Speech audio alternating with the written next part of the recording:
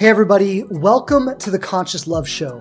Whether you are single, you are in a relationship, or you're healing a broken heart, this show is here to inspire you, to remind you how beautiful, lovable, and amazing you truly are, and to give you the practical tools and insights to navigate from wherever you are right now to the loving relationship that you so deeply want to have. My name is Shane Kohler. I'm a certified transformational coach and trainer with over a decade experience helping people release their trauma and open their hearts to love.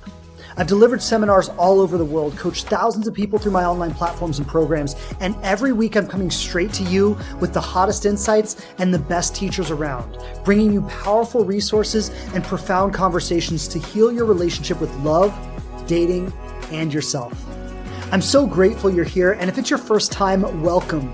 You can count on me to always show up for you with my very best and a commitment to learn and grow myself so I can serve you to my maximum ability. Thanks so much for tuning into the show. I've got some awesome things planned for you today. So without further ado, let's dive in.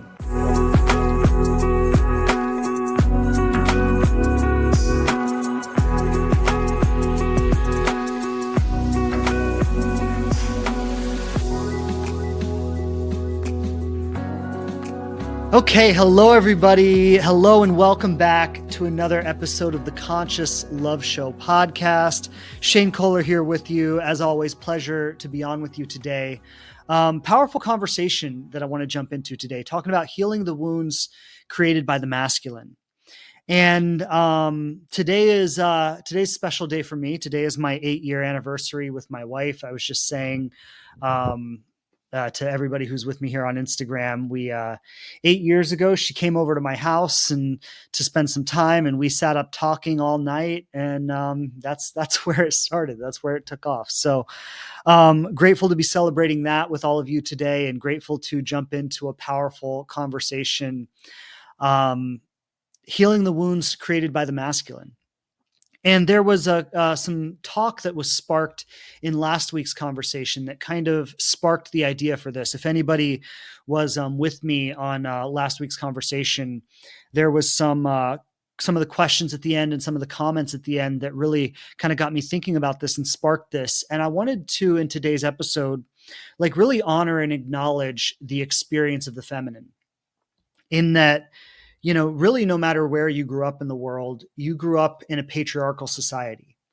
And I think a patriarchal society is harmful for both men and women. There's kind of an illusion to it that, men are in a good position and women are in a bad position. And I know in many situations there is truth in that. I'm not saying that's completely false, but I think what we often don't recognize is how much everybody gets wounded in a system of inequality. And some of you may be familiar with the saying that hurt people, right? And so I think what was sparked last week in the conversation was a lot of women were expressing, and understandably so, their frustration that, why aren't more men doing the work? Why aren't more men becoming conscious? Why aren't more men trying to have conscious, loving relationships? And I want to say, I believe a lot of men are doing that. I go to a men's group on Friday nights where I sit with a group of men and we have these kinds of conversations and we talk about this stuff. And, that's a group of conscious men who are healing and growing together, and we support each other in that. Right. So there are groups like that. And one of my best friends is a men's coach, and he, leads men on these retreats, and he has this program for men. And so I think there are a lot of men that are doing work. And yet, I think we've grown up in a society, and I think this is most societies in the world. I think maybe, honestly, here in the Western world, we are probably more progressive than a lot of the rest of the world, right? We're probably in this respect a little bit further ahead in terms of progressing the consciousness of men than some other countries that maybe haven't even really started that yet. But historically, our entire world has been a patriarchal society. And as I was just saying, patriarchy doesn't mean good for men, bad for women. I understand in some respects it does. But the men are often just as wounded as the women in this society. And the saying that I was touching on earlier is that hurt people, right? And so much of the frustration that women and the feminine experiences as a result of being wounded by the masculine is coming from a place of wounding, is coming from a place of hurt. Just to give a common example, when, a woman may be in a relationship with a man and she wants him to be more emotionally available and more emotionally attuned and more connected to her experience and more connected to the depth that she wants to experience in the relationship with him. And she finds that he is not able to go there. Right. And that can obviously, for understandable reasons, be very frustrating and very hard to deal with and very aggravating and very hurtful. And she can feel invalidated and unworthy and all kinds of stuff around that. And yet, what she may or may not realize is that he is hurting just as much in that experience. Right. It is his own wounding that has prevented him from being emotionally available in the way that he would like to be. It's his own wounding that prevents him from being able to receive the love that he would like to receive. And so as a result of that, everybody's hurting. And as I said, hurt people, right? But that's not really what today's conversation is about. I just wanted to kind of presence that as we start that off. But what I really want to talk about today is, for the women who are listening, I want to talk about, how do you heal the wounding created by the masculine? Every woman who's going to hear this has grown up in some form of a patriarchal society. Right? Every woman who's going to hear this has at some point in her life been wounded by the masculine, whether that was her father, whether that was her brothers, whether that was her romantic partners, whether that was men in positions of authority that she's experienced throughout her life, right? But every woman who's going to hear this has experienced that to some degree. And for the men who are listening today, what I would like to create is a greater awareness of the experience of the feminine in our culture. I know that the men who are going to hear this are probably not toxic, abusive men, right? If they were, they probably would not even be tuning into this episode right now. So I'm not saying that, there are a lot of toxic, abusive men out there that need to get their shit together and step up. I mean, that may be true to a certain degree, but I don't think those are the men that I'm speaking to in today's conversation. But what I do think, and I'll say this as a man, and I had to do a certain amount of work in developing my own awareness to really be able to understand the experience of the feminine in our world. And it's something that, yes, as men, we have our own woundings, and we're hurt by our fathers, and we're hurt by our mothers, and we're hurt by the other men in our culture. And there's a lot of wounding that happens for men in our culture as well. But I don't think we really understand what it's like for women in our culture unless we consciously develop that awareness. I think there's a kind of disconnection from men tend to generally assume that women experience our world the same way that we do. And that's just not true. And that's something that, again, I didn't realize for a long time until I really developed my awareness in this respect. But I think the fundamental difference, or maybe one of the fundamental differences, is that women don't experience the feeling of safety in our world the way men do. And if I were speaking to a room of, men and women, and I said to all the women in the room, raise your hand if you felt at some point in the last 24 hours concerned for your physical safety, almost every woman in the room would raise their hand. And if I said to the men in the room, same question, raise your hand if you felt at some point in the last 24 hours concerned for your own physical safety, almost not a single one of the men would raise their hands unless something out of the ordinary had happened. And I think this is something that so many men don't realize, and it's something that women carry with them all the time. And it's because our society has not prioritized the safety of women. Our society has not been attuned to the necessity to create that. And as a result, women in our world experience an incredible amount of wounding by the masculine.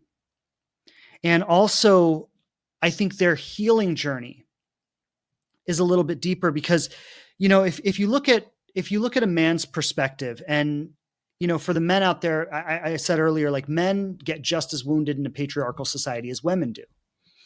But I think when a man decides that he wants to heal, his journey can be pretty direct, right? His journey can be pretty straightforward. He can figure out what he needs to do, how he needs to do it. He can get the support he needs, and he can do that. Whereas for a woman, she has to do that within a context that already does not feel safe for her. And so the dynamics are imbalanced there. And what I really want to talk about in today's conversation again is I want to speak to the women and this experience of how do you heal from the wounding of the masculine? And again, for the men who are listening, I'd like to create an awareness of what is the experience of the feminine in our world, and how can we as men be better at creating a safe space for the women to live and to thrive in our world. So that's what I'm going to dive into in today's conversation. I think this is a powerful conversation.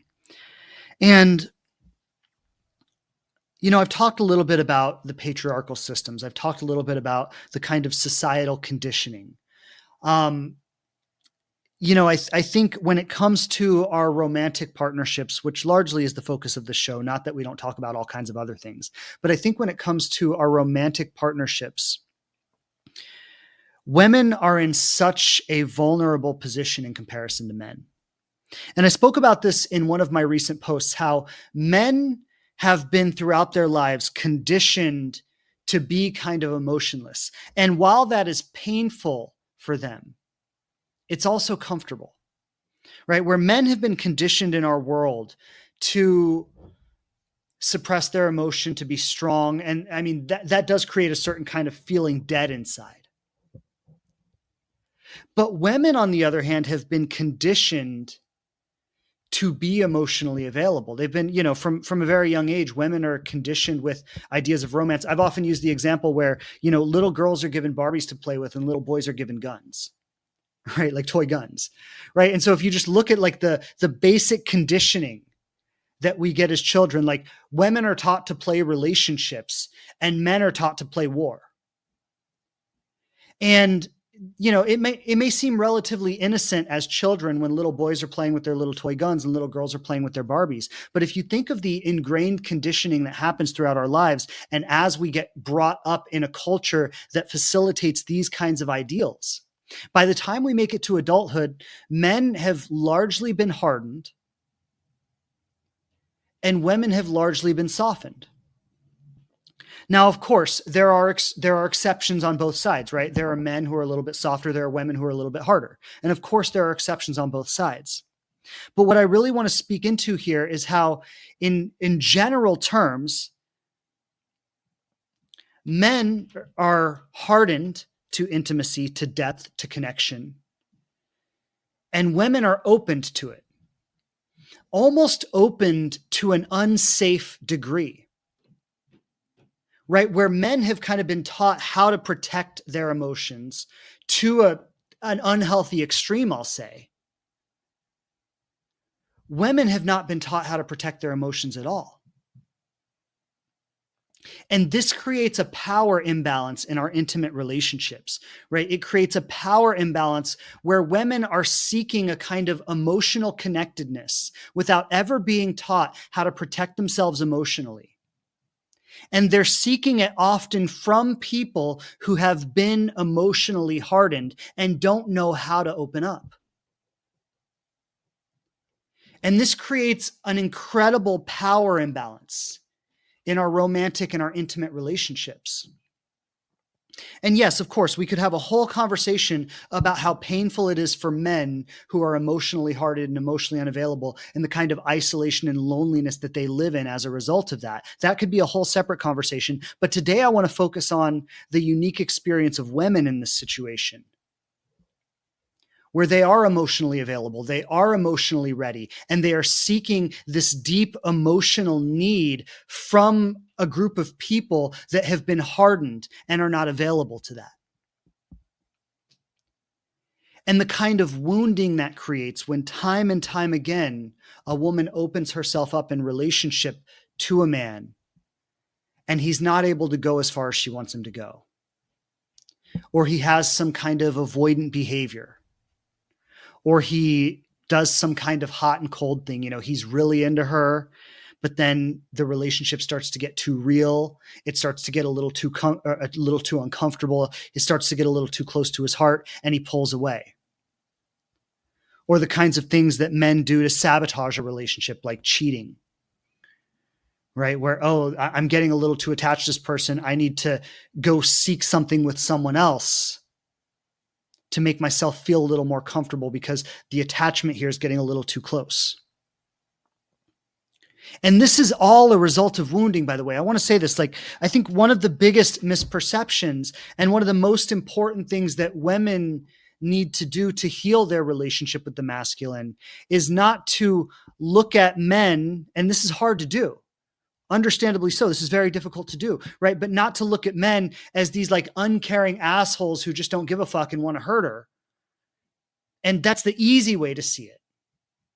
Hey, everybody. Thanks for listening today. I wanted to jump in real quick and share something that I'm really excited about.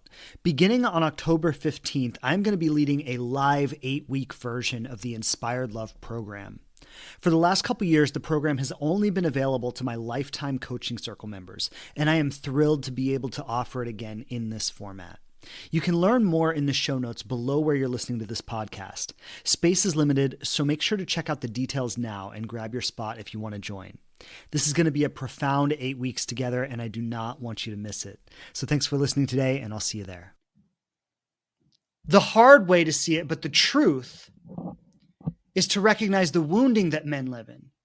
And a lot of women might say, why should I give him that much grace when all he does is hurt me? And this is some of the conversation that was brought up last week, right? Why should I give men so much grace when all they do is hurt me? Why should I be compassionate to their experience when they don't give a fuck about my experience? And my answer to that, and I understand, like, I want to say I get it. And look, like, you don't have to. Like, let me start by saying that. You don't have to be compassionate to his experience. You could say, fuck men, screw men. Men have never done anything for me. Why would I do anything for them? Like, you can do that if you want to. I'm not telling you you can't. But that's not going to facilitate your own healing. That's going to reinforce your own wounding, which is going to continue to create wounded relationships with the masculine. And so sometimes, in order to create the kind of connection and depth and intimacy and loving, conscious partnership that we want to have, we've got to choose to heal ourselves, even when we don't see other people healing themselves. And a lot of times I'll talk to women about something like this, and women will say, well, why is it on me to do all the healing? Why doesn't he do the healing? And this is what I'll say. It's up to every individual, man or woman, to be responsible for their own healing. The only way that you can get to the kind of conscious, loving relationship you want to be in is to take responsibility for your own healing. And yes, there you can point the finger at men, you can point the finger at the culture, at the patriarchy, at the society. You can point the finger anywhere and make all kinds of reasons and justifications why you shouldn't have to be responsible for your own healing. You can do that. I could say you have every right to do that. But that's not going to make your life or your experience any better. Right? Nobody healed anything by being a victim to their situation. People heal by being responsible for their situation. And this is hard to do. And I want to have a lot of compassion because women being in the position women are in, which is a very vulnerable position where they don't always feel safe, where they're seeking emotional connection from people who are often emotionally shut down. That's not an easy position to be in. And to say that you should forgive the people who have hurt you, I know that's asking a lot. So why would you do it? Why would you do it? And this is the best illustration I've ever heard of forgiveness. When you choose not to forgive someone, it's like you put someone in jail, you lock the door, and you sit outside of the cell to make sure they never get out. Now who's in jail? Both of you. Right now, both of you are in jail. But it's even, I think, a little bit worse than that, because the other person is actually not in jail. They're only in jail in your mind. So really the only person who's in jail is you. That other person is still out there doing whatever they're doing, right? All the men in the world that you feel have hurt you or have wounded you, they're still out there being themselves. The patriarchy still exists, right? Nothing has really changed. The only thing that has changed is you are keeping yourself in a prison inside your own mind. You are limiting the fullness of your aliveness, of your passion, of your vitality, of your joy, of your full authentic expression. And you're doing it in order to keep someone else in bondage inside your own mind, which really just keeps you in bondage. And so forgiveness, and by forgiveness, what I'm talking about is I'm talking about a letting go, right? Healing is really simply letting go that which is not serving me. Healing is really simply letting go of the thoughts, the beliefs, the assumptions, the ideas, the identity, the way I see myself, the way I think about things, the way I think about men or women or whatever, right? All of the thoughts and feelings and assumptions and beliefs that aren't serving me. Healing is the release of all of that. I often speak about it like it's like the sun in the clouds, right? Where the sun never goes anywhere. Like your full, authentic, loving, beautiful expression of yourself, that's there. It's always there. It's never gone anywhere, but it can get covered up just like clouds cover up the sun. And so the sun is always shining, but clouds can cover it up. All we've really got to do is clear away the clouds. When the clouds are gone, your amazing life and all your dreams are right there.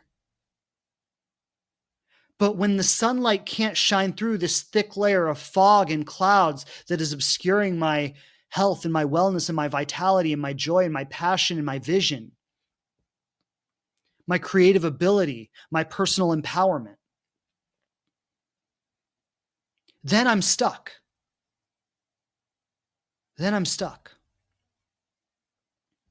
And so I want to outline in today's episode how, specifically for the feminine or the women, but I think this is true for all people to a degree, how do we heal from the wounds created by the masculine? And I want to outline a healing journey. And I want to say, as I go into this, actually 1 week from today, I'm leading an 8-week program. It's my Inspired Love curriculum. It's a deep healing process. It goes for 8 weeks. We do a lot of somatic work. We do breath work. We look at things like emotional regulation, emotional awareness. We deal with things like guilt and shame. We deal with things like polarity of masculine and feminine energy. And it's a comprehensive process to really clear away the clouds, so to speak. Right? It's a comprehensive process to really get out of your mind into your body, to feel your vitality, to feel your aliveness, to develop a greater understanding and awareness of what are your obstacles to love, what are the barriers to love that you're experiencing in your life, and to be able to release that and let that go so you can create the kind of conscious, loving, high-quality partnership that you want to have. And so in today's episode, I'm going to walk you through some of those processes in general terms, so you can really understand what the process of healing looks like. And then if you want to work with me around this for 8 weeks, you can join me in that 8-week process. And for those of you who are live with me today, if you're interested, just send me a message and we can talk about it there. For those of you who are tuning into the podcast, I'm going to leave the link to get more information in the show notes below wherever you're listening to this. But I want to talk about the healing process too. How do we heal the wounds created by the masculine? How do we heal the relationship with the masculine so that we can be free and vital and connected? And what I want to say before I go into the specific mechanics of what healing looks like, what I want to say is there are a lot of good men in the world. And I know to a lot of the women who might be with me today or who might hear this show, it may not feel that way. But I would like you to try on this perspective for a moment. It's not that there is an absence of good men in the world. They exist. I did an interview series with, 20 of my closest friends and colleagues where I interviewed like 20 high quality, like high value men to really get their thoughts and feelings and perspectives on things. And I did this project because I wanted to give women a clear picture of what the healthy masculine looks like. And by the way, if you join me in the Inspired Love program for 8 weeks, you're going to get access to that interview series as well. But I did this project because I really wanted to showcase what the healthy masculine looks like and that it is a real thing. And like, these are just 20 men that I know in my life that I can point to and say, here they are. But what I want to say is that it's not that there's a shortage or an absence of kind, good-hearted, committed men in the world. But what it is that all of us, men and women, have grown up in a culture of toxic masculinity. As I've been saying, we've grown up in a patriarchal society. And that culture of toxic masculinity has caused many of the men in our world to take on that role of the toxic or the wounded masculine. And the women in the world, as a result of living in relationship with that, whether it was your father or your brother or your romantic partner or other men who had authority in your life, the experience of women growing up in the society of toxic masculinity has created a lot of wounding. And so what has happened for so many women in our world is that they have become deeply attuned to the wounding in men. And it's not that there aren't great men in the world. It's not that there aren't men who want to be committed, who want to be fathers, who want to have families, who want to be loving and supportive. It's not that those men don't exist. But if you grew up in a wounded culture, if you experience wounding from your father or from your boyfriends or from your romantic partners or whoever it was in your life that wounded you, as a woman, you become attuned to that wounding. And that's what you become attracted to in partnership. And so what happens, and so many women say this, like, yeah, my best friend's a guy and he's secure and he has a crush on me, but I don't want to date him. And often the reason is because if you grew up around that energy of wounding, in your mind, in your heart, in your identity, that's what you think a real man is. That's what you seek out in a romantic partner. You see, the feeling of security feels unfamiliar. It feels unattractive. It feels dull. It feels boring. It feels lifeless. But that feeling of not knowing exactly where I stand, that chase, are they going to call? Are they not going to call? Do they like me? Don't they? That feeling of needing to win their approval, win their validation, that feeling of wanting to be chosen by them, right? That is an attractive feeling. It feels exciting. It feels unpredictable. It feels like an adventure. It turns you on. And that is the result of being a woman who grew up in a culture of toxic masculinity. That's what you become attuned to in men. That's what you start to look for. That's what you start to crave. That's the energy that you seek out and crave in men. Now, I'm not saying this applies to every single woman in the world. It obviously doesn't. I'm not saying this even applies to everybody who's listening, but what I'll say is if the shoe fits, then wear it. Because this is a very common theme for a lot of people. And so the process of creating conscious love, the process of not only attracting a healthy conscious partner, because a lot of women who are operating in their wounding attract healthy conscious partners. The problem is they're not attracted to them.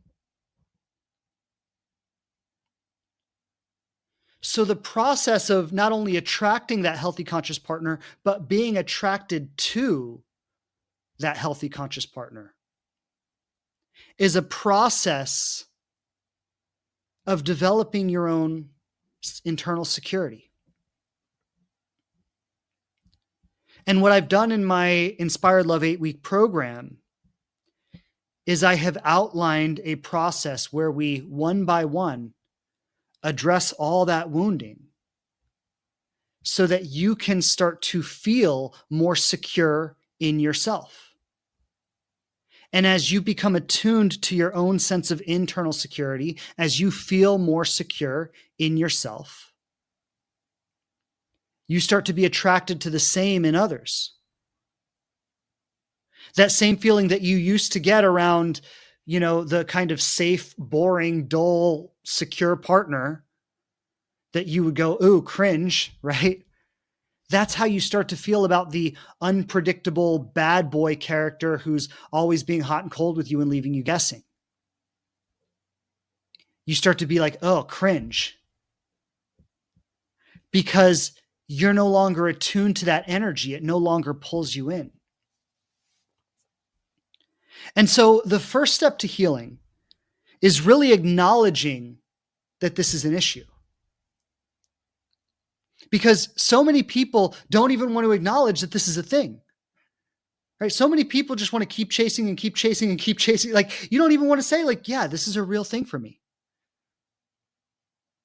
And it's like, and I was in recovery many years ago. I went to Alcoholics Anonymous. That's where I started my healing journey and how I ended up getting my life together. And the first step in AA is like, acknowledge there's a problem. Right? Acknowledge my life has become unmanageable is what they say. And now for many of you, it may not be that your life is unmanageable, but it may be that your relationships are unmanageable. And so the first step is to acknowledge that, to say, you know what, like this is a thing for me. And if this is ever going to change, like I really need to take a look at this. If this is ever going to change for me, like I really need to honestly do something about this. Because I can't just keep chasing these kinds of relationships over and over and over and over again. If nothing changes for me in the next 10 years, where am I going to be? Like I'd invite everyone who hears this message, whether you're live with me today, whether you're listening to the podcast, I would invite everyone who hears this message to consider that. If nothing changes for me in the next 10 years, where am I going to be? If I keep being attracted to the same kinds of partners for the next 10 years, where am I going to be? And if you don't think I'm going to love where I'm going to be, if you don't think like, wow, that place is going to be amazing, then you've got to acknowledge there's something to look at here. You've got to acknowledge that there is a barrier to love and intimacy inside of yourself that comes from your wounding. And I'm not saying it's your fault. It's definitely not your fault. It's something that was trained into you from the time you were very young. But there's something inside of you that comes from your wounding that is a barrier to secure love and intimacy. And it's causing you to tune in to a wounded form of relationship. Which leads me to my next point, is to release any kind of shame or blame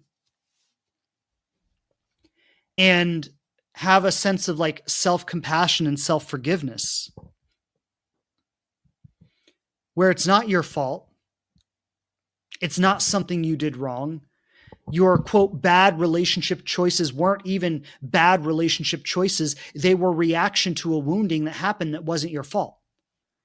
Right? When you look and you go, oh my God, like how I can't even believe I was with that person. Well, that wasn't your fault. You were trained from a very young age to be with people like that. It's not your fault, but it is your responsibility. Because if you're not going to take responsibility for healing it, then who is? Right? The only one who can possibly do it is you. And so what needs to happen on the healing journey? What needs to happen here? Once we acknowledge that there's a wound, how do we actually go about healing it? We have to be willing to feel the things that we have been unwilling to feel. I know that might be a weird idea for some people. For some of you, it might make perfect sense. That might be a weird idea for some people. But there is a certain level of emotional bypassing that we've gotten very comfortable, and it's been very automatic for us. And what happens when we start to engage in a secure relationship, and you might not realize this right now, but as you continue on your journey, some of you may know exactly what I'm talking about, some of you may not. But as you continue on your journey, this will become very clear. What happens when you enter into a secure relationship is there's a kind of anxiety that starts to take over. I know that might sound a little counterintuitive because you think anxiety is what happens in an insecure relationship, right? When someone's hot and cold and I don't know what to expect from them. Yes, but the difference is that's a familiar kind of anxiety. That's the kind of anxiety you've had your whole life. That's the kind of anxiety you had with your parents when you were a kid. That's a very familiar kind of anxiety. That's something that you've learned to be okay with. You've learned to accept. Yes, it doesn't feel good. Yes, it stresses you out. It makes you miserable. I'm not saying it brings you joy,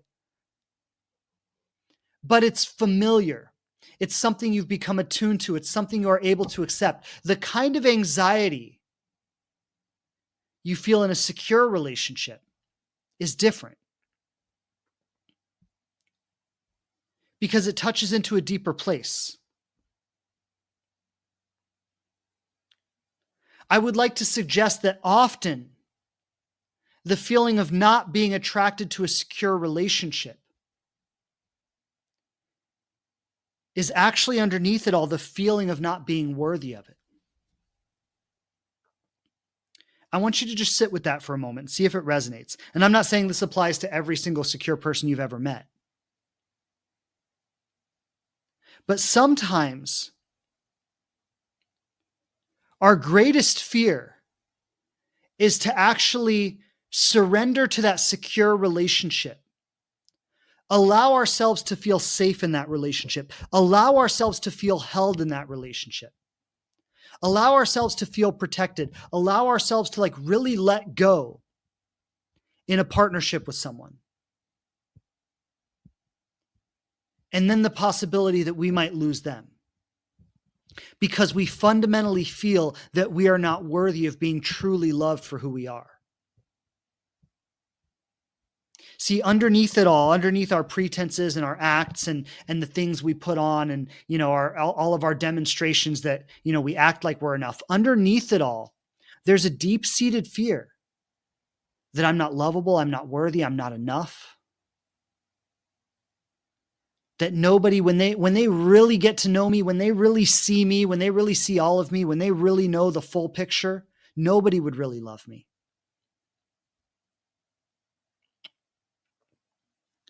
And so there's this deep-seated fear that we carry. And because of this fear, it is easier to chase something unpredictable, something that I don't know where I stand, something that they're hot one day, cold the next, something that they're not clear, they're not committed, they're not consistent, they're not dedicated. Because that kind of relationship resonates with my self-worth. I feel more comfortable in that kind of relationship because it is more reflective of what I truly believe I deserve. Where in a secure relationship, I can't really feel okay about that because I feel that if I were ever to let myself go and let this person see all of me and really just surrender and allow myself to feel safe and loved and held in this secure relationship, that as soon as I got too comfortable there, that person would decide they don't want me and they would leave. And that's a pain that I can't handle. The pain of the hot and cold, back and forth, inconsistent drama relationship. Yeah, that sucks. It doesn't feel good, but I know that pain. I know I can handle it. It doesn't scare me that much.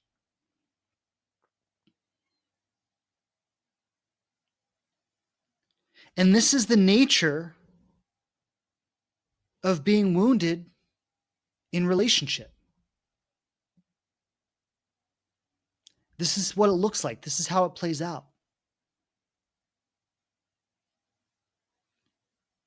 And so we've got to develop the ability to get comfortable feeling things that we have been unwilling to feel.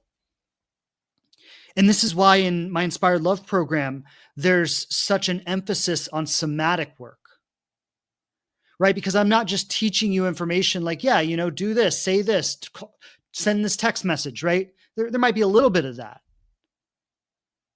But what I'm really doing is allowing you to get attuned in your body and in your energy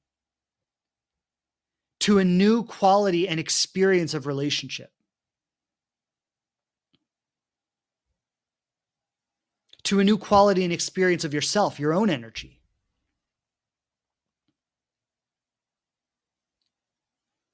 And so as we start to tap into things that we have not allowed ourselves to feel, I often say that the only thing we're ever really afraid of is a feeling, right? Like think about that. The only thing we're ever really afraid of is a feeling. And so what we do is we carefully construct our lives to do our very best to make sure we never feel something we don't want to feel. Right? We carefully construct our lives to do everything we can to make sure that we're not going to feel something we don't want to feel. And something that probably the strongest emphasis in the program, what I teach, is how to embrace all feelings, all experiences, because that leads to a very real and profound sense of freedom. When there is nothing that you need to hide from inside yourself, inside your own body. And when I talk about your body, I'm talking about your emotional reality, the sensations in your body. When there's no longer anything that you need to resist or hide or escape from inside of your own body, there's nothing that you need to resist or hide or escape from externally.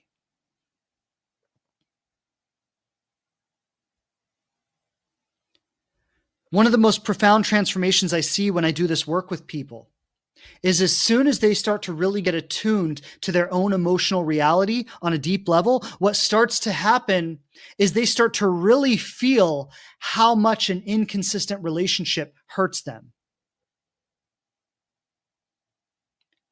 Whereas before, yeah, it hurt, yeah, it sucked, yeah, it didn't make me happy, but there was kind of a, how do I put this? Like a willingness to accept it. It's like the devil I know is better than the devil I don't. And then when people start to get attuned to their own emotional reality, they start to go like, wow, you know what? Like that sucks. I'm never going to subject myself to that again. Like one of the first transformations that I see in people is they start to say, you know what? I would rather be alone than ever be in that kind of situation ever again. I love it when I hear people say that, because that's when I hear someone say that, to me, that's like one of the surefire ways that I know that person is not going to be alone. Because they've actually been able to get to a place in themselves where they are willing to be alone. So many of us have been afraid to be alone because when we're alone, we say, oh, am I unlovable? Am I unworthy? Does nobody want me? Am I never going to find anybody? Am I going to be alone forever? Why doesn't anyone like me? My friends are going out with their significant other. Why don't I have someone, right? So many of us have been so afraid to be alone and to feel what it feels like to be alone that we attach to the first thing that comes along. We're not really discerning, is this the kind of partner I want? Do they have the qualities and the characteristics of a conscious person? Are they showing up to this relationship in a way that really bodes well for a future together? We're not operating with that kind of discernment because we're just trying to escape our aloneness. But once we have the ability to really be with our aloneness, to not need to escape our aloneness, what we actually find is we find that being alone is significantly more joyful than being in a relationship that doesn't show real promise. This is a profound transformation. One of the surest ways that you know you will not end up alone is to get comfortable being alone. Thanks for tuning in today. And if you enjoy the Conscious Love Show, there are a few things you can do with just a few seconds of your time that will really support us in being able to continue bringing these messages to you every single week, completely free of charge. The first thing you can do is give us a 5-star rating on one of the major podcast platforms. The two most popular for this show are Apple Podcasts and Spotify, but you can leave a rating on any platform where you listen to this podcast. And if you'd be willing to take just an extra moment, you can write a few words about the show and share with people how it's touched you and the difference it's made in your life. That will go a very long way in supporting our show. Possibly the biggest thing you can do to support the show is share it with someone that you know can benefit from it. If you get a lot out of it, it's very likely that a friend or loved one of yours will too. And I appreciate it so much when people share the show. If you wanted to take the extra step, you could post a link to today's show on your stories or socials and help get the word out in that way. If you'd be willing to take just one of these steps today, I would appreciate that so much. And I want to say thank you in advance for caring about the show and being willing to support it. Thanks again for listening today. Your presence here means everything to me, and I hope you continue joining me each week for many years to come. Lots of love, and let's get back to the show.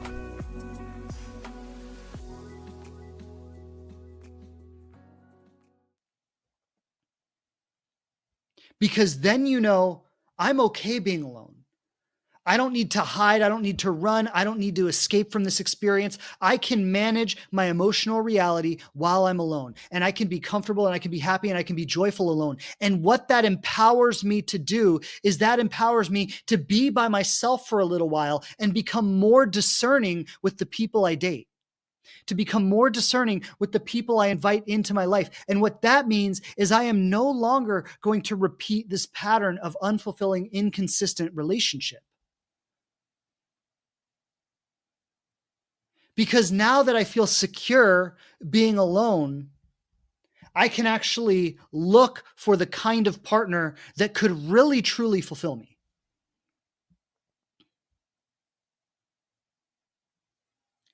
It's a complete transformation.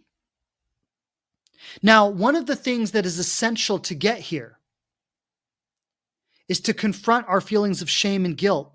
And that's why in the Inspired Love program, I have a big somatic process. It's one of the biggest processes in the program where we go deep into the experience of shame and guilt.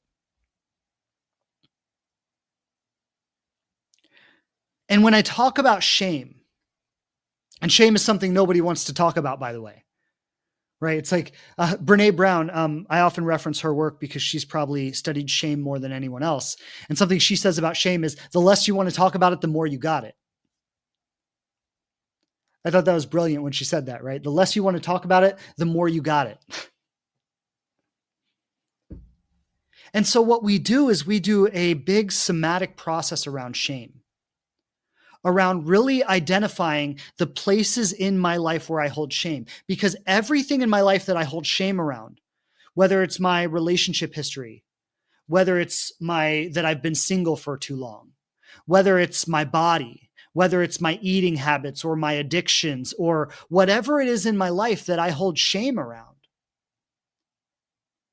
Those are the things that I am using as evidence to prove to myself that I am not enough. Those are the things that I look to say, nobody could ever love me because of this. Because I don't look the right way, because I don't act the right way, because I have all these problems. Because I've never had a healthy relationship, because I had an abortion or whatever. And so there's got to be a deep experience of self-forgiveness, a willingness to let yourself off the hook and accept you as you are in every facet, in every way, beginning to end, all the way throughout.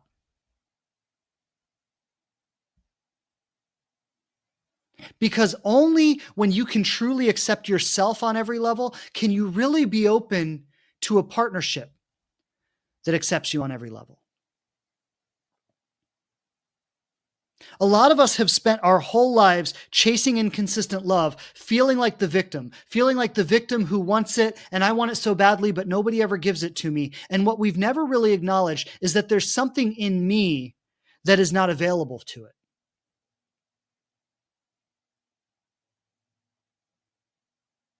And that's something you've got to really recognize if you want to actually have it in your life.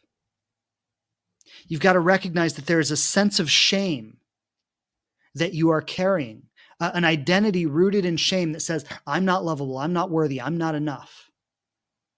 There's something wrong with me. There's something fundamentally unlovable about me. And me operating from that identity is actually having me resist the possibility of conscious love.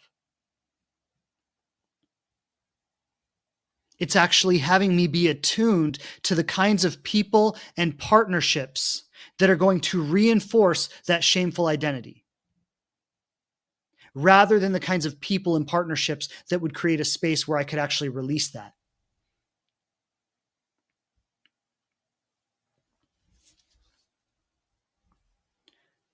So when I truly accept myself on every level, the good, the bad, the ugly, everything in between, the things I'm proud of, the things I'm not so proud of, when I can really say it's all okay. I'm not perfect. I've made some mistakes. There are things that aren't, incredible about me, but there are also so many things that are. And I know that I have so much value that somebody would be lucky to be with me. And these things that maybe I'm not so proud of in my life really aren't that big of a deal when you look at the whole package.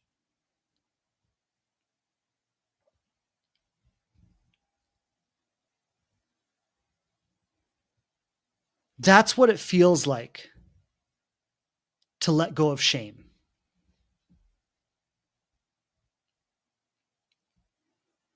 And the amazing thing about self-forgiveness is you actually have the ability to forgive other people as well. I've often spoken about women who carry a kind of hatred or resentment towards men. And I'm not just pointing the finger at here. There are men who feel the same way about women. But whether you're a man who feels that way about women or a woman who feels that way about men, when you have that kind of projection towards the opposite sex, the reason for that is, the underlying subconscious reason for that is because your relationships with the opposite sex have shined a light on your feelings of shame and perpetuated your feelings of shame. And so you hate them for it. You resent them for it.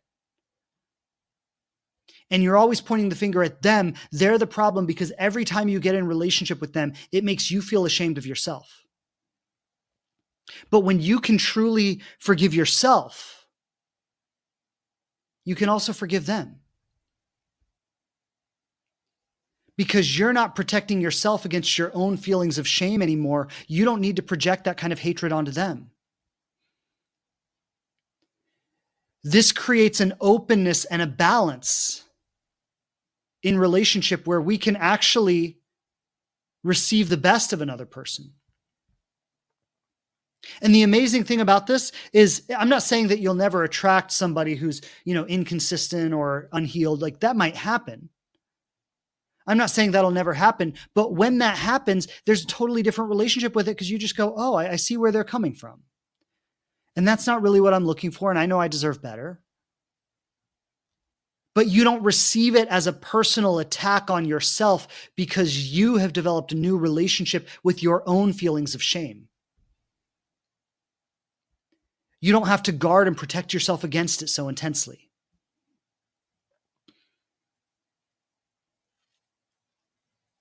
And so as we become attuned to our own repressed emotion, the things that we have been unwilling or afraid to feel, as we start to recognize the places in our life where we have held shame and we start to release and forgive ourselves for that, what happens is we start to become attuned to the highest version of ourselves. We start to become attuned to the greatest version of who we are. there becomes an incredible power that we have in partnership, an ability to connect deeply with others, an ability to see someone for who they are, to discern what's compatible for us from what's not. For the women, there's an ability to embrace this incredible feminine power that calls into the highest version of a man. For men, there's this capacity to create women feel, to make women feel safe and held and secure. There's a synergy and partnership that happens.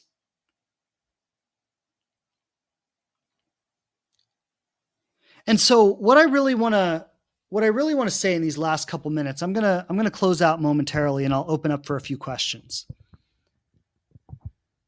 But what I really want to say in these last couple of minutes is that I'll go back to where I started. I want to acknowledge that as a woman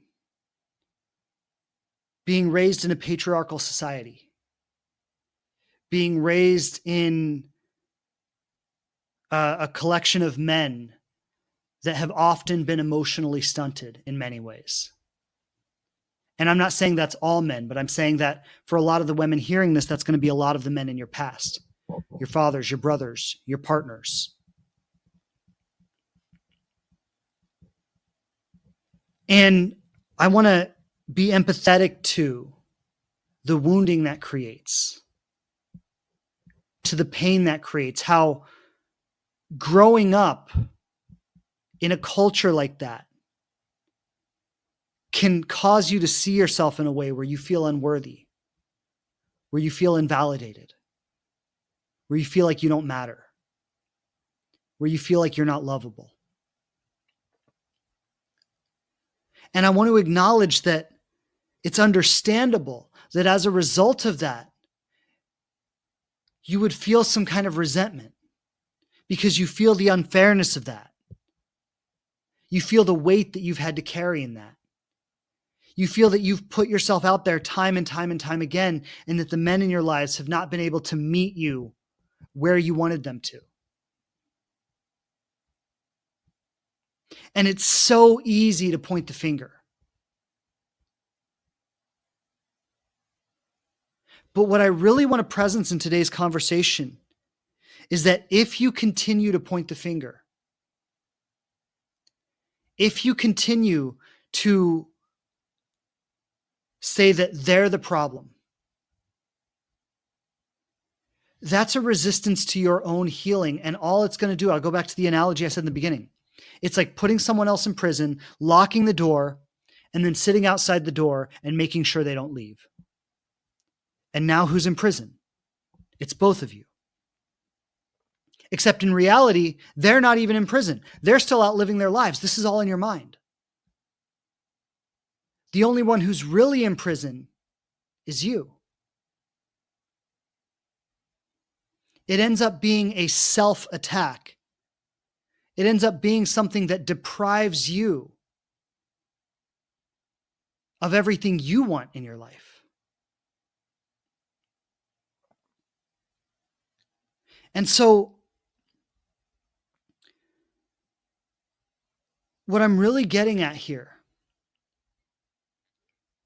is that to create healthy, conscious love,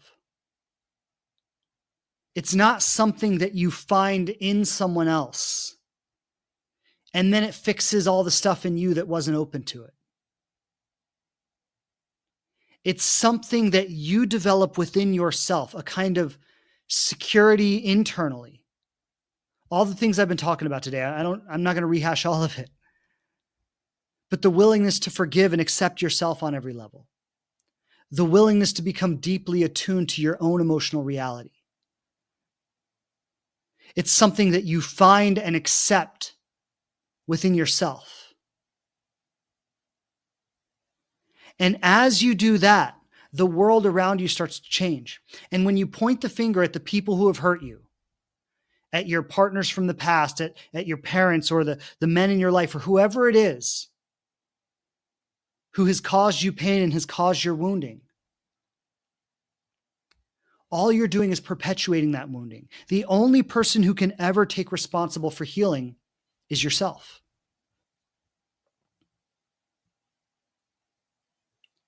And when you do, the world around you starts to change. The world around you starts to transform.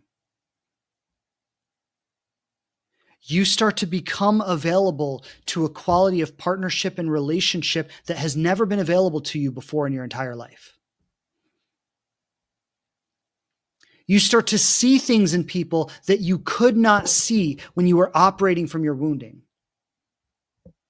You start to develop the capacity to ask for what you want and create your boundaries and so much that you just weren't available to before.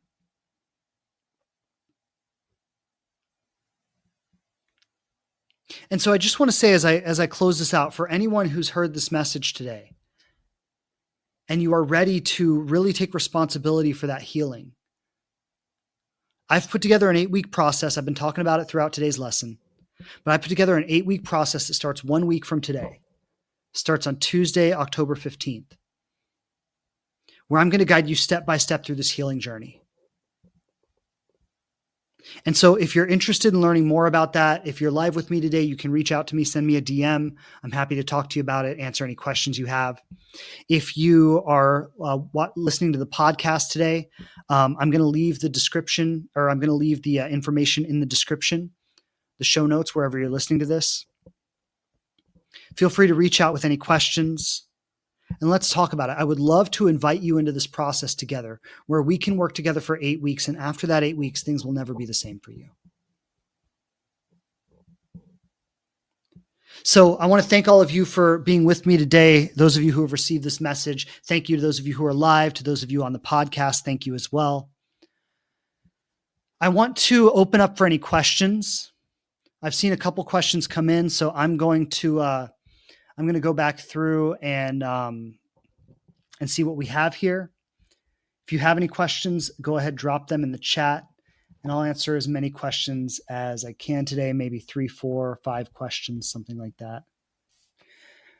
Okay, so this question is from Suprit Pruti. How can I move on from the past and forgive my partner? How do we heal and rebuild trust to start fresh? Now, of course, I mean, a question like this would have so much nuance, right?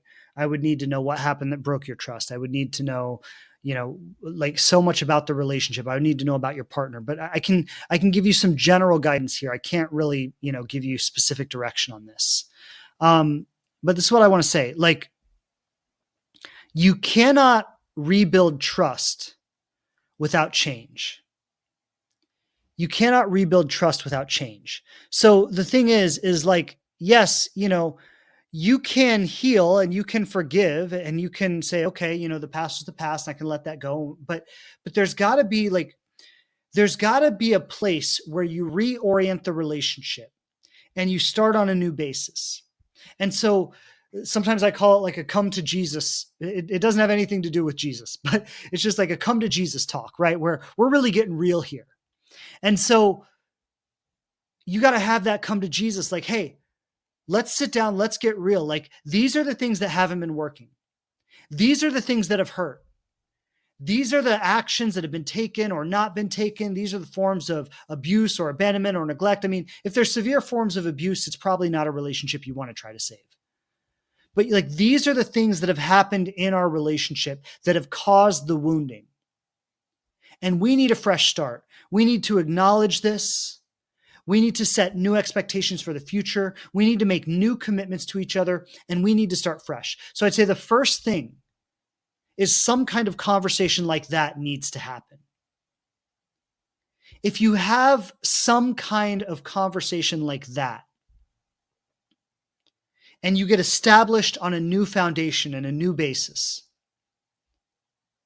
the next step is following through on that conversation, right? So it's not enough just to have the conversation. The conversation can give you a little bit of faith and open-mindedness and a new possibility. But what's really going to build trust is action over time.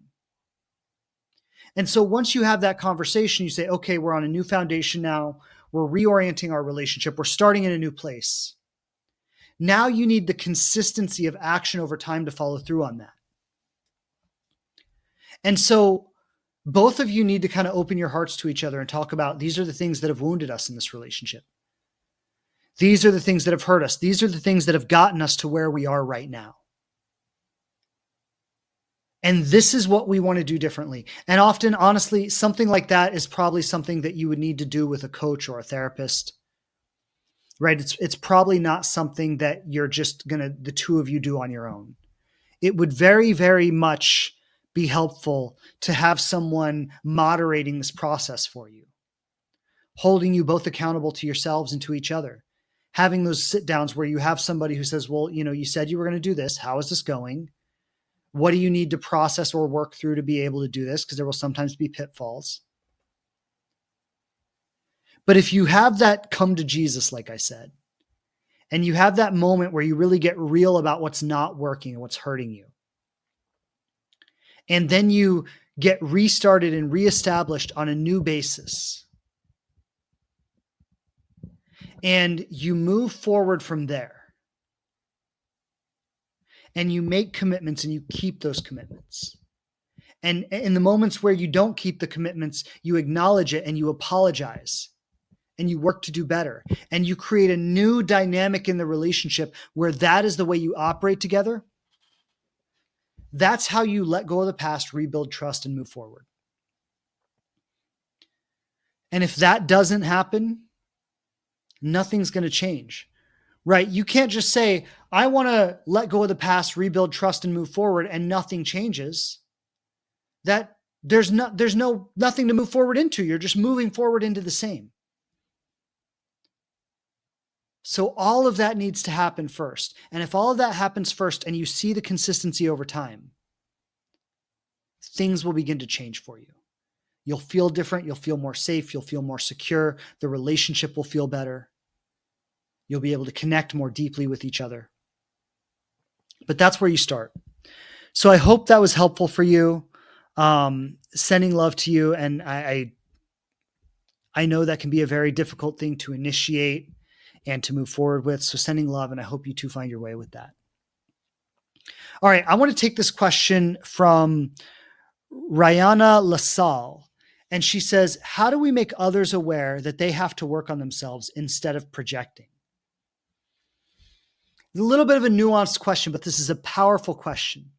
And especially, I think this is a powerful question for women because the feminine is often the one who shines the light on the masculine's healing. And of course, the masculine will do that for the feminine sometimes too.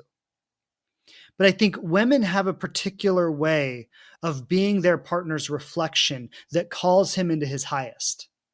And I'm not saying it's like a job or a responsibility that you have to do. It's something that happens naturally in partnership when a woman is being truly empowered.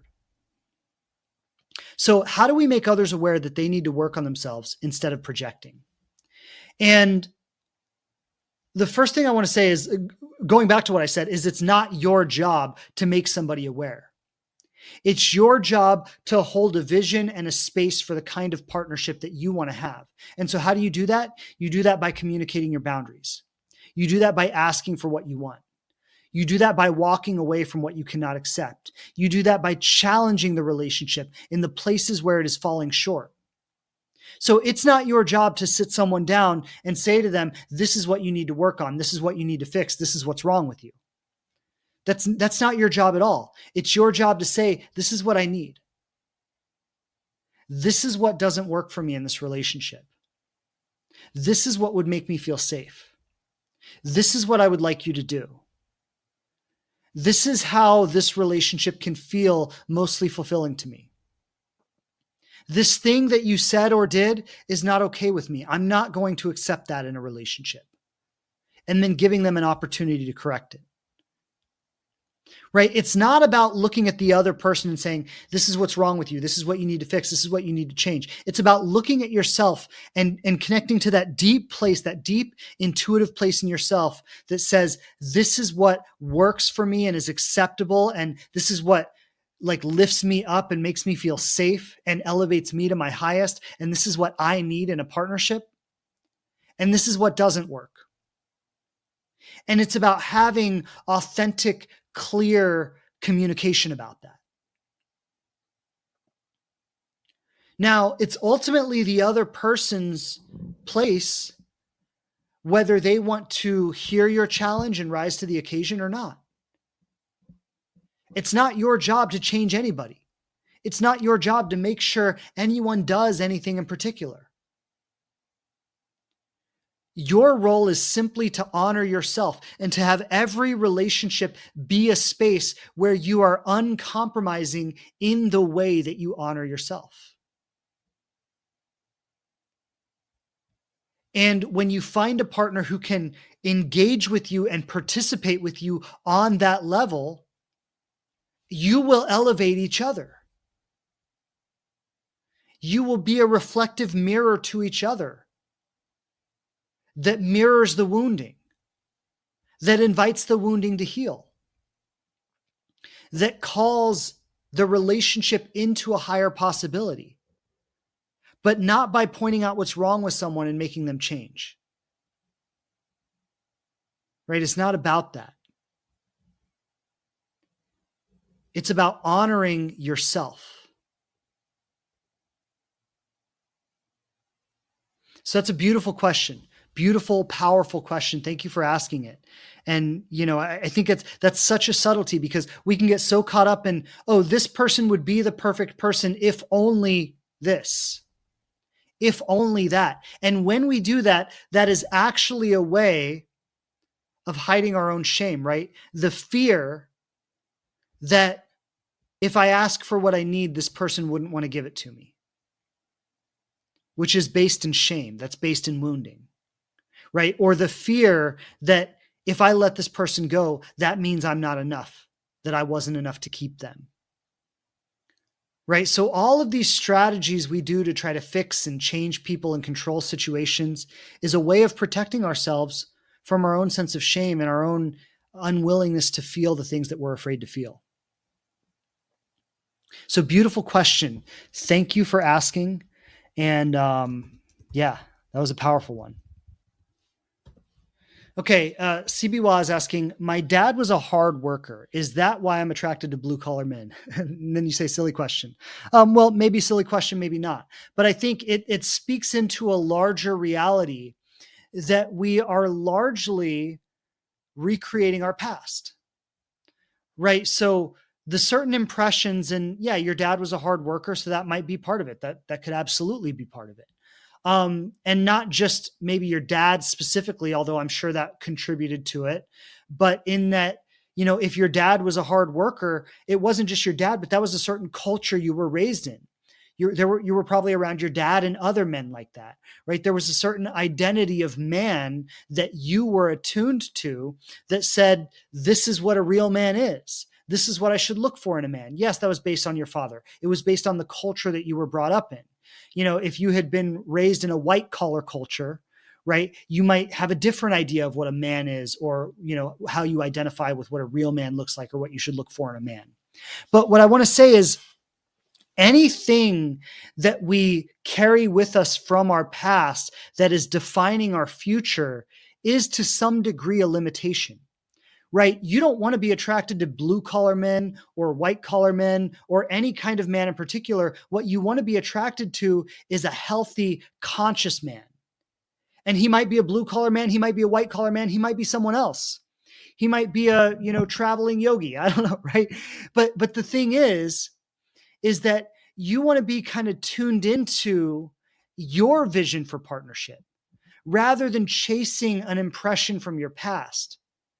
And so this is why the healing work is so important, is because as we start to heal, we start to release the identity that was shaped into us based on our past. And we start to create an identity based on the vision we have for our future. That's not something I spoke into too much today. But that's ultimately the end result of healing work is I'm not being defined by my past anymore. I am being defined by a vision for the future. The person I want to be in the future, the life I want to have in the future, the partnership that I want to have in the future. Right? My past experience is not trying to recreate itself, which is what happens when we're unconscious and on automatic. Right? But I'm actually tuned into a higher vision. Like, I'll just give a quick example. I mean, my dad was a blue collar guy, alcoholic, drug addict. I grew up in a culture of toxic masculinity. The women that I grew up around were kind of the worst women I've known, right? I mean, some of them were okay, but like a very low quality of woman and a very low quality of man. That was just what I was brought up around. That's what I knew in my life. And so in my younger years, as I was seeking relationship, the best I could hope for was like a slightly better version of my past. The kinds of women that I went out with ranged from, I'm going to be as polite as possible here, but like horrible and toxic to kind of dull and boring.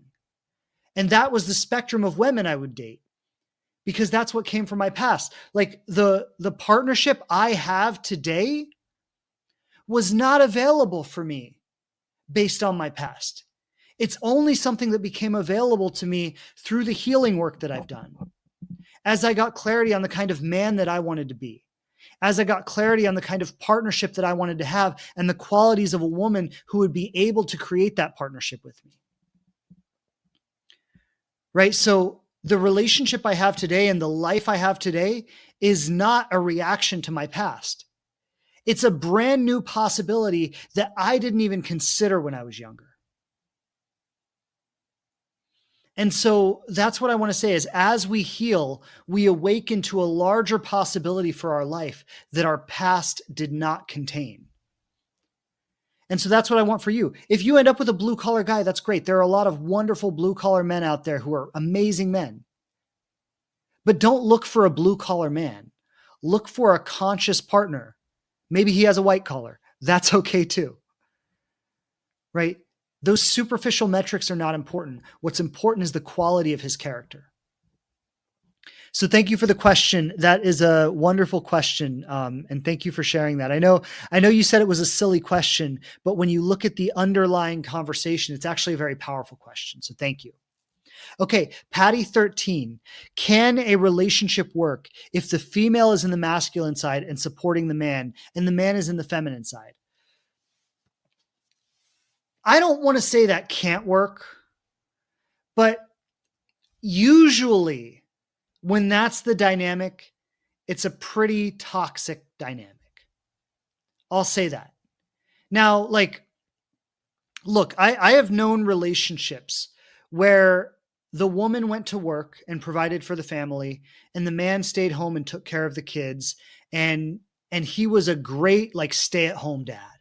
And he was an amazing man, and he took care of his family, and he took care of his partner. And the woman had a job that she loved, and she was fulfilled in her career. And she just, and so that was a very healthy dynamic for them.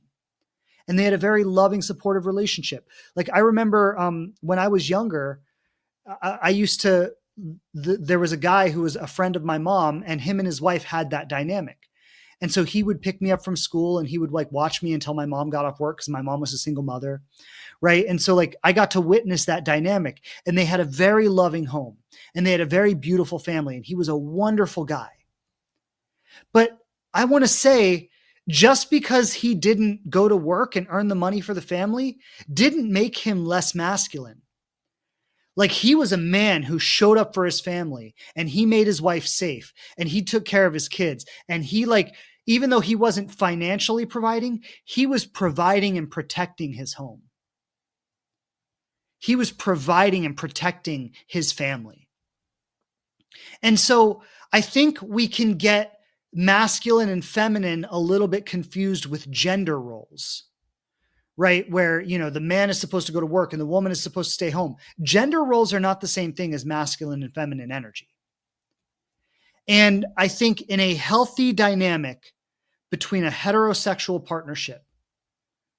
Whether one goes to work and one stays home, that's less relevant than whether that man is holding a safe and secure masculine space for his family, where his woman and his children feel safe in his presence, where he is protecting and providing his household.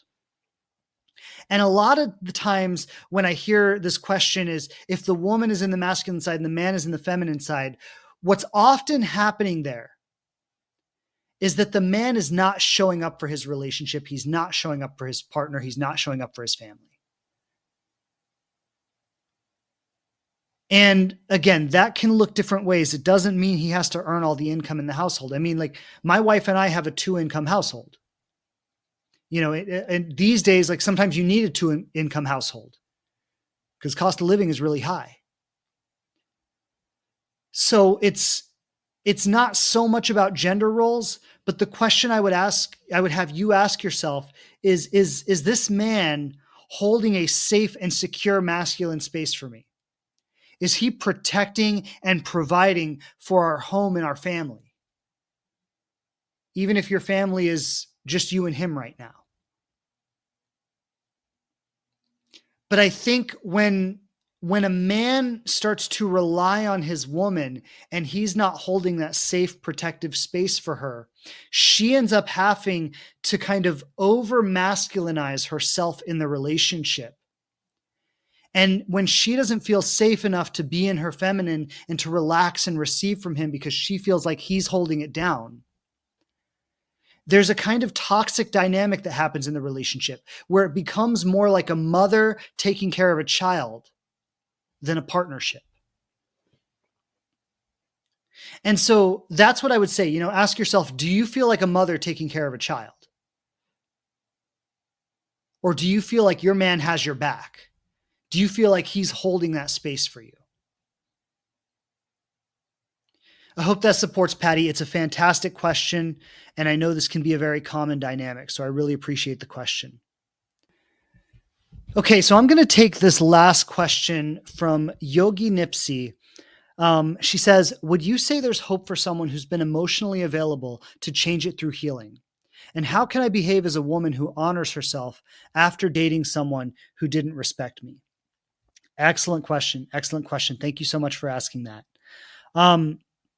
So is there hope for someone who's been emotionally unavailable to change it through healing? I'll answer that first. Yes, of course there is. Of course there is. Now, what I want to caution here is someone as a woman trying to be the woman who's going to bring about the change in a man. I addressed this in an earlier question. You don't want to be the woman who brings about the change in a man. You want to be the woman who honors herself and respects herself and allows a man to rise to the occasion to honor and respect her. That's different, right? You're not being the woman who changes him. You're being the woman who owns her power, who honors herself, and you allow a man to match that energy. You allow a man to naturally rise to the occasion of his own accord because of the space that you hold for yourself. Now, something I want to say here, there's a pattern where a lot of women will feel like my ex got better after our relationship ended, right? And there's a kind of frustration where, why did his next girlfriend or his next partner get the best of him when I didn't get it? When I put all this work into the relationship and it was only after I left him that he got better and then someone else gets the best of him, and that is not fair. And first I want to say I hear you and that's not fair, but that is often the way it works because sometimes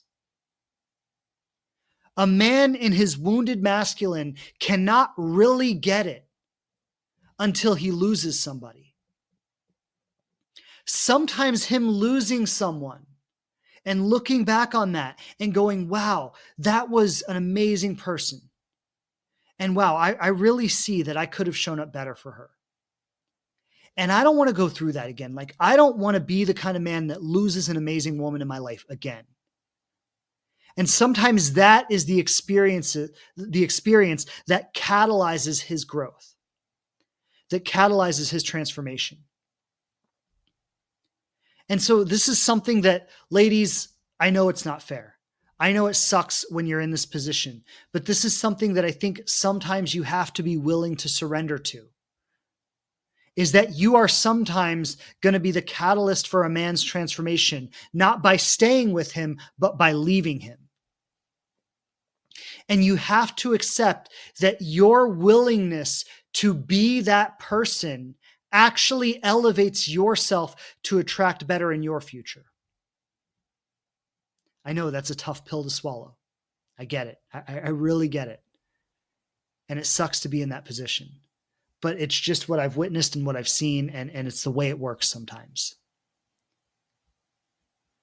But so your role as a woman, so I want to answer the second part of your question. How can I behave as a woman who honors herself after dating someone who didn't respect me, right? Like, your role as a woman is to hold that safe masculine space for yourself anytime a man is not doing it for you. I want to say that again for all the ladies out there. Your job is to hold that safe masculine space for yourself anytime a man is not doing it for you. I've spoken into this before. What I said is that, men want to experience that soft, warm, gentle, loving, feminine presence, right? That grace and that beauty and that it just feels so good to get that from a woman. So men crave it more than anything else. But that is not something men have a right to. It is something men earn by making their woman feel safe. Because she can only be that way when she feels safe. And when she doesn't feel safe, her job is to be her own masculine. And so what you naturally teach men in partnership is you teach men that if you want the best of me, if you want to experience the best of me, if you want the reward of that warm, juicy, loving, feminine presence, if you want the reward, you need to be the man in my life who creates a space where I feel safe enough to surrender into that and let you experience that from me. Right? You need to be the man who makes me feel safe enough to be that feminine person. And so, to answer the question, how can you behave as a woman who honors herself after dating someone who didn't respect you? Well, as you go into a new relationship, and I spoke a little bit about this earlier, right? But you're asking for what you want. You're challenging the relationship in the places where it doesn't serve you. You're creating boundaries where they need to be created. You're giving a man clear direction in what you need and how he can show up for you. And you're giving him the space to choose that of his own accord. So in the first part of your question, you said, is there hope for someone who's emotionally unavailable to change it through healing? Yes, of course there is. But it's not your job to push that healing. A lot of times women work way too hard on pushing their man's healing. It's his job to step into that. It's your job to let him know what you need from him. It's his job to choose that. And sometimes you need to be a little masculine with him and say, this isn't okay for me. This is my boundary. This is what I need from you. And when he rises to that occasion, when he honors that request, that's when you can surrender. When you see that he is respecting you as much as you respect yourself, then you can surrender. And so that's how to behave as a woman who respects yourself and honors yourself after dating someone who didn't respect you. Right? You recognize where those boundaries are, where those deal breakers are, where those things that you cannot accept, that you cannot tolerate. You recognize what your needs are and you ask for those needs. And you look for someone who is willing to meet those needs. And again, sometimes, and I don't think we should be harsh about this. Oh, you didn't meet my need, I'm out. It doesn't need to be like that. But it is like, listen, I've asked you for this. We've talked about this. I've given you many opportunities to be the man that I need in my life. And time again, I feel let down and I feel disappointed. And so in order to honor myself, I need to release this relationship and open myself up to someone who can truly be the man that I need in my life. Right? Sometimes it comes down to that. And it's a matter of trusting your own intuition and trusting your own kind of internal guidance system to find that place where you know you've reached that point and you don't keep pushing on beyond that point. So thank you so much for the question. Beautiful question. Sending you so much love. I know just with the nature of that question, that's not an easy place to be. So I want to send you a lot of love and good vibes as you find your way there. And thank you for asking today. I want to just thank you to all of you for being on with me today. As always, it's a pleasure. This is the Conscious Love Show podcast. If you were just recently joining in, make sure to catch the full episode. You can find us on all major platforms, Spotify, Apple, Amazon, wherever you listen to podcasts, you can find us there. Thank you so much to all of you. I really appreciate that. I do just want to shout out one more time. In 1 week, I'm starting my 8-week Inspired Love program where we can put into practical application so many of the things we've been talking about today. If you're live with me today, send me a message if you want to learn more about it. If you are listening to the podcast, make sure to check the show notes below wherever you're listening to this to get more details about that. Lots of love. Always a pleasure to be here with you. Love and blessings. I'll see you back here next Tuesday on the Conscious Love Show podcast. Take care, everybody. Many blessings. I'll see you then. Bye. Thanks again for checking out the show. Please subscribe on whatever platform you listen to podcasts on the most. And I would love it so much if you leave a review and tell people what you think of us. Don't forget to follow us on Instagram @TheLivingRelationship to connect more closely. And I'm grateful to be supporting you on your journey to love.